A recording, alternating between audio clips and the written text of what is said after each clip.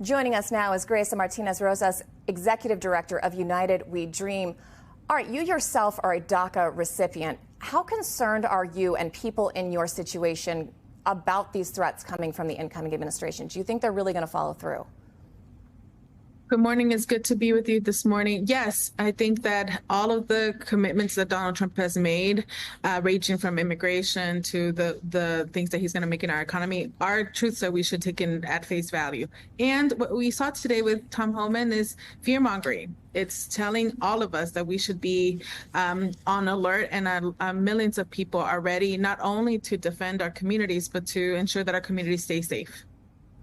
I mean, but how do you do that if you have the federal government saying they're going to come physically deport people who may be in your household, maybe your neighbor, maybe your coworker? What do you do at that point? I think what we do is we hang on to our communities. We are part, as you mentioned, we are part of schools. We're part of neighborhood spaces. We belong to churches. And so this is why it's so important for us to know that this incoming administration is pledging to raid schools, hospitals, grocery stores, our workplaces, is going to put instability into our communities and our economy. And it's pretty clear who the villains are here. So I think who the protagonists or the heroes are going to be are the American people, our family members, our pastors, and our elected officials, that no matter what the fear-mongering that Tom Homan wants to put in place, they know our constitutional rights, they know what is legal, and they know that there are limits to what Tom Homan is promising. So for those who might not remember, this is an Obama-era policy launched in 2012, and there's about 1 million dreamers and their families who are impacted by this. And these are people who are out in the workforce. We have some figures by forward.us that show that if the program ended, 1,000 jobs would be lost every business day for the next 2 years. And if you break that down by profession, that means 1,500 recipients working in healthcare would be essentially gone or compromised, 700 working in education, and 600 in child and senior care. Do you think Americans are really going to start to see a difference in their lives, in their communities, if these people are suddenly not there to do these jobs? We belong to communities all across the U.S. People will miss their neighbors and their teachers. But the reality is that our communities, we're not backing down.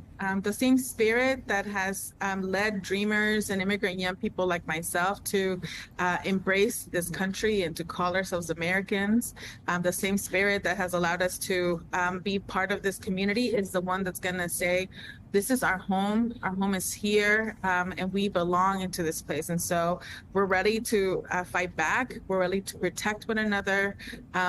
You know, as someone that lives undocumented in this country, I do know that there's no place like home. And I'm ready to ensure that not only immigrant communities, but all Americans have the ability to live a life that is safe and without threat of politicians.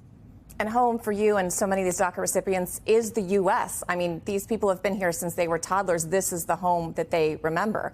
I also want to ask you, California Senator Alex Padilla is among several lawmakers urging President Biden to take some sort of action in his final days in office to protect undocumented immigrants and dreamers. But, you know, it's less than 30 days away from Donald Trump being sworn in on some steps not too far from where I'm sitting right now. Do you really think this is something that you and the community can count on actually happening before the term is up?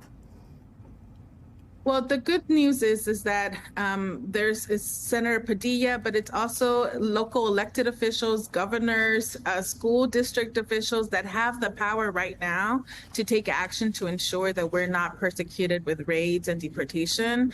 They have the ability to ensure that our state and local policies are immigrant friendly and maintain our economy strong.